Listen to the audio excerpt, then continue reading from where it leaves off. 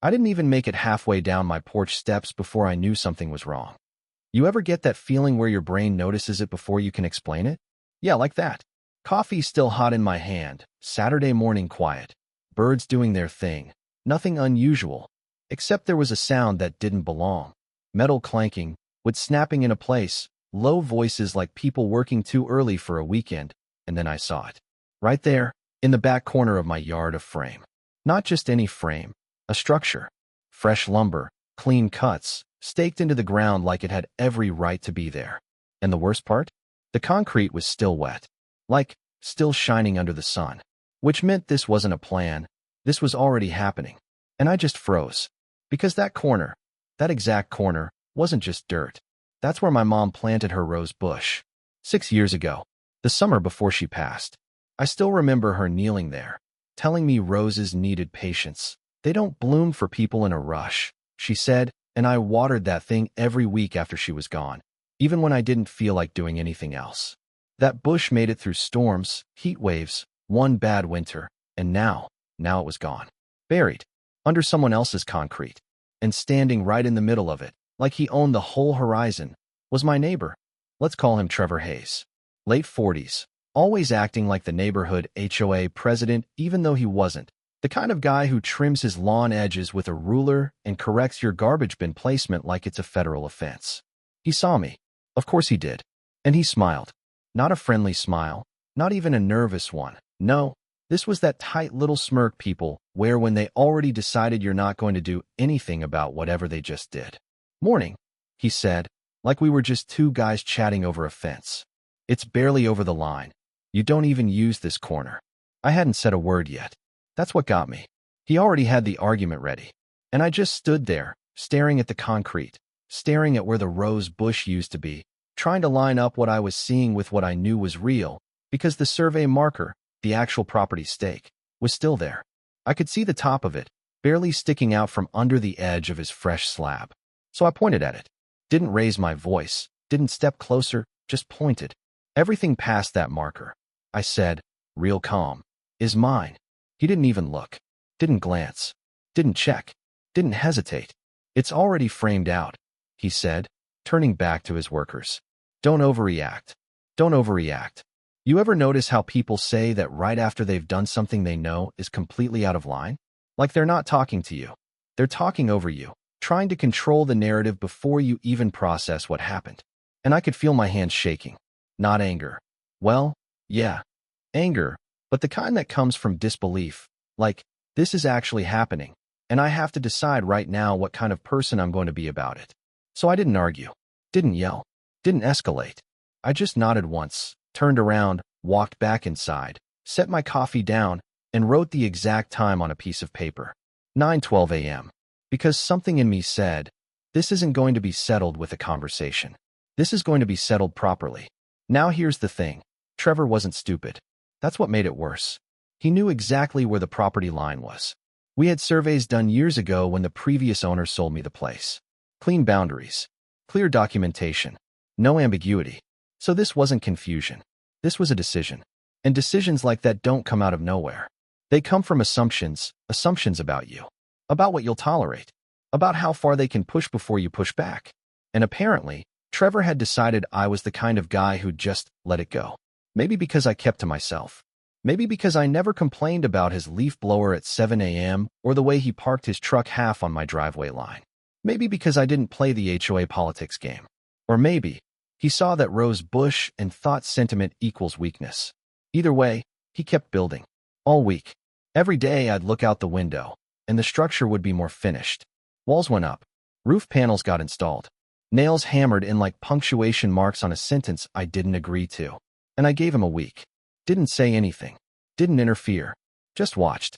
Documented. Took photos. Logged dates. Times. Progress.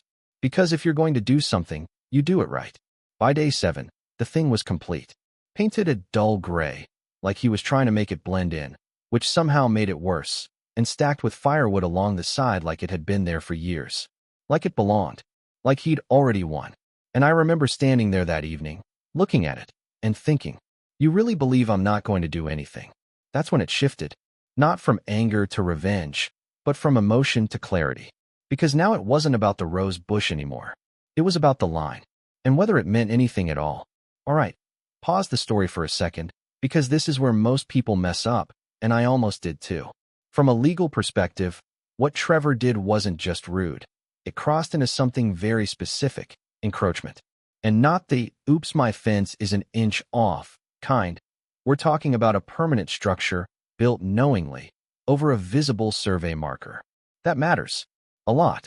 According to standard procedure, once a structure is established and left unchallenged, it can actually complicate ownership over time. Some places even have laws where, if you ignore it long enough, you risk losing rights to that portion of land. Sounds insane, but yeah, that's real. Now here's the psychological side, and this part is just as important. This is a psychological trap. Trevor wasn't just building a shed, he was testing a boundary. Not the physical one, the personal one. He moved fast, poured concrete early, framed it out quickly, because momentum creates pressure. The longer it stands, the harder it feels to challenge. Most people hesitate, not because they don't have a case, but because confrontation feels heavier once something looks finished. And that hesitation, that's exactly what people like him count on. So yeah, this was never just about wood and concrete. It was about control. So once I understood exactly what game was being played, I stopped reacting and started building my case. Not emotionally, not loudly, just methodically, step by step, like someone who knows the ending is already written. They just need to let it play out. First thing I did Monday morning, I called a licensed surveyor. Not a guy with a tape measure and a guess. I mean certified, documented, the kind of professional whose paperwork actually holds up when things get official. Took him about 2 days to come out. And when he did, he didn't even need long. He walked the boundary, checked the original markers, cross-referenced the plat map, and then he looked at me, kind of half-smiling like he'd seen this exact situation 100 times before. Yeah, he said, tapping his boot right near the edge of that concrete slab. This is over. Not a little either. How much? I asked. He glanced down again, measured twice just to be precise, and said, 22 inches. 22 inches. Not a rounding error. Not a misunderstanding. That's deliberate space. That's someone deciding your land is negotiable. And the report he gave me? Clean. Clear. Photographed. Stamped. Signed. The kind of document that doesn't argue, it states. So I took that, along with every photo I'd been quietly collecting all week, and I filed a formal complaint with the county.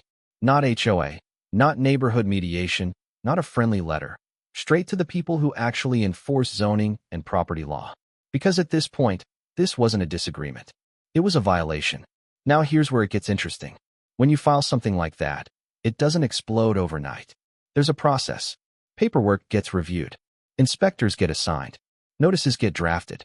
And during that window, everything looks calm on the outside. Trevor kept going about his routine like nothing had changed.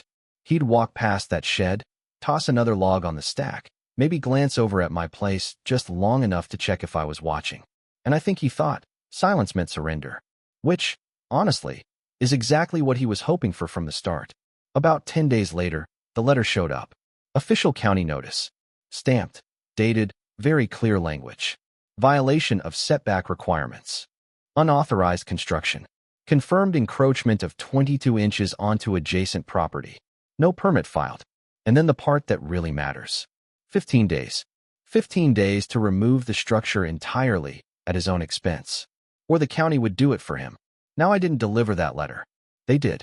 But I knew the exact moment he read it, because that same evening, right around sunset, I heard a knock on my door. And I already knew. I opened it, and there he was. Trevor Hayes, but not the same Trevor. The smirk? Gone. Posture? Different. You could see it in his face, like someone had just explained gravity to him after he spent a week pretending it didn't exist. Hey, he started, rubbing the back of his neck, not making full eye contact. Can we talk for a second? I leaned against the doorframe. We are. He gave this awkward little laugh, like he was trying to reset the tone. Look, this whole thing, it got blown out of proportion. I mean, it's just a shed. Just a shed. Funny how it shrinks when consequences show up. You got the notice, I said. Yeah, I saw it. He replied quickly, waving a hand like it was paperwork clutter. But come on, we're neighbors. We don't need to drag the county into this. We can figure something out. Like adults. There it was. That line. Not I'm sorry. Not I messed up. Just, let's minimize it and make it your responsibility to be reasonable. And I just looked at him for a second, really looked this time. Because this is the part people don't talk about enough. When someone who pushed you suddenly wants peace, it's not because they respect you. It's because something else finally forced them to. The deadline's in the letter, I said. Flat. No emotion. And you could see it hit him. That moment where he realized this wasn't going to turn into a negotiation. His jaw tightened. Oh, so that's how you're going to be? He said, voice sharpening now. Vindictive over a couple feet of dirt. I didn't respond. Because at that point, there was nothing left to explain. He shook his head, muttered something under his breath, and walked off my porch like I'd just broken some unspoken agreement. But here's the truth. There was never an agreement. There was just assumption. Day 15 came and went. The shed didn't move. Not an inch. And I'll be honest, I almost wondered if he'd try something last minute. Maybe hire a crew overnight. Maybe partially dismantle it. Maybe try to stall. But no, he doubled down. Because some people would rather lose big than admit they were wrong early. Day 16, 9:03 a.m., a county flatbed truck rolled into the street. No sirens. No drama. Just quiet, official efficiency. 2 workers stepped out. Clipboard, tools. That same energy of people who've done this before and don't need to explain it twice. Trevor was already outside. Arms crossed. Standing on his back porch like he was watching a storm roll in that he couldn't stop. I stepped out too. Not close, just enough to see. And then it started. Bolts came off first. Clean, practiced movements. Panels removed one by one. The roof came down in sections. Wood stacked, sorted, loaded. No rushing, no hesitation, just systematic dismantling. And the whole time, Trevor didn't say a word. Didn't argue. Didn't protest. Because at this stage, it's not a conversation anymore. It's execution. Neighbors slowed down as they passed. Some pretended not to stare, others didn't even try. A couple people actually stopped on the sidewalk, watching like it was some kind of live demonstration of consequences. And honestly, in a way it was. By 11:47 a.m., it was gone. Completely gone. All that was left was the concrete base. Cracked in places from where they broke it apart. Rough edges exposed, sitting there like a scar that hadn't decided what it wanted to become yet. The flatbed pulled away. Workers gone. Street quiet again. And Trevor? Still standing there. Same spot. Same crossed arms. But now, there was nothing left to defend. A few days later, I got confirmation of the final bill. Removal. Transport. Storage. Zoning fine. Administrative fees. Just over $3,000. For a shed that never legally existed. And that rose bush? Gone. Completely dead. The roots didn't survive the concrete pour. That part. Yeah, that still stings. Because you can replace wood. You can repay money. But some things don't come back the same way. For weeks after, that patch of ground just sat there. Exposed. Uneven. Impossible to ignore. Every person walking by could see it. Not just a construction mistake. A decision. A very expensive, very public decision. And I didn't touch it right away. Didn't rush to fix it. Because something about it felt important to leave as is for a while. Like a reminder. Not for him. For me. That boundaries only mean something. When you're willing to enforce them. So yeah, that's how it ended. No big courtroom showdown. No dramatic apology. No moment where Trevor suddenly saw the error of his ways, and we shook hands over a rebuilt fence. Just a flatbed truck. A bill for a little over $3,000. And a patch of broken concrete sitting out in the open like a quiet reminder that actions don't always come with warnings. Sometimes they come with invoices. And I've had a lot of time to think about it since then, more than I expected, honestly. Because on the surface, it's easy to tell this story like it's about property lines, permits, HOA vibes, neighbor disputes. All the usual suburban drama. But that's not really what stuck with me. What stuck with me was that moment.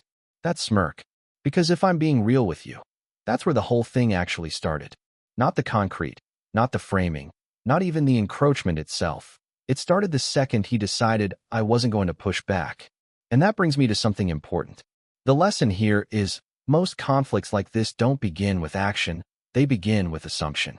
Someone makes a quiet calculation about who you are, how you behave, what you'll tolerate, And then they act based on that version of you, not the real one. And if you don't correct that early, it grows. Now let's talk about the part people struggle with, the being nice phase. Because I get it. Nobody wakes up thinking, today feels like a great day to file a formal complaint against my neighbor. That's not who most of us are. We're wired to avoid friction, to keep things smooth, to give people the benefit of the doubt. But here's the problem. That instinct. In situations like this, it can work against you. This is a psychological trap. Because the longer you stay quiet, the more the other person interprets that silence as agreement. Not hesitation, not patience, agreement. And once they lock into that belief, every step they take after feels justified to them. So when you finally speak up, it doesn't feel like you're correcting a problem. It feels, to them, like you're creating one. That's why Trevor called me vindictive. Not because I did something extreme, but because I didn't match the version of me he had already decided on. And that's uncomfortable for people. Now, from a legal perspective, there's another layer here that matters just as much. Boundaries, real, documented, survey-backed boundaries, don't enforce themselves. The system only works if you actually use it. If I had ignored that shed, even for a few months, things could have gotten messy. Paper trails blur. Intent becomes harder to prove. And in some cases, you can even run into claims where someone argues they've been using that land long enough to gain rights to it. Sounds wild, I know, but it happens.